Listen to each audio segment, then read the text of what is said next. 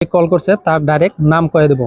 তো দ্বিতীয় নম্বর সেটিংটা হলো যে সাপোজ রাত্রে আপনার মোবাইলটা রাখছেন, রাখার পরে আপনার মোবাইলটা সাইলেন্ট আছে, তে আপনার মোবাইলে কল আছে, আপনি বুঝতে পারছেন না আপনার মোবাইলে কল আছে। কিভাবে বুঝতে পারবেন যে আপনার মোবাইলে কল আছে, আমি তাই আপনাদেরকে দেখাই দেবো। আপনাদের কাছে আমার ভিডিওটা যদি ভালো লাগে কমেন্ট করে জানাবেন।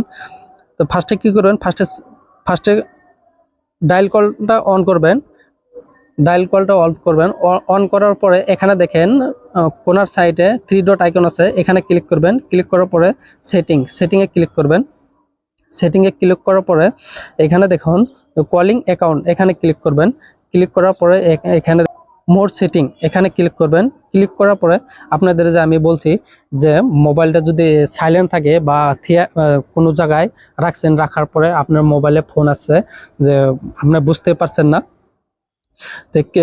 এই সেটিংটা প্লাস অন কল, এই অপশনটা যদি অন করে দেন, অন করে দেওয়ার পরে আপনার মোবাইল যদি সাইলেন্টও আছে তারপরেও আপনি বুঝতে পারবেন যে আমার মোবাইলে কল আসছে। কি হবে, ফ্ল্যাশ অন কল, এটা যদি অন করে দেন, অন করে দেওয়ার পরে ফ্ল্যাশটা যে আছে, ফ্ল্যাশটা জ্বলবে নিববে। তো এটা কি করবেন, এটা অন করে দিবেন। অন করে দেওয়ার পরে আপনি বুঝতে পারবেন যে আমার মোবাইলে কল আসছে। তো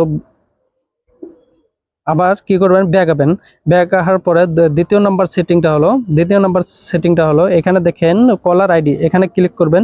ক্লিক করার পরে এখানে দেখেন অ্যানাউন্স কলার আইডি, এখানে ক্লিক করবেন। ক্লিক করার পরে এখানে দেখেন always only when using headset never. দেখুন এখানে কি বলছে যে আপনার যদি কল হয় তার নাম বলে দিব যে কে কল করছে, তো আপনি বুঝতে পারবেন।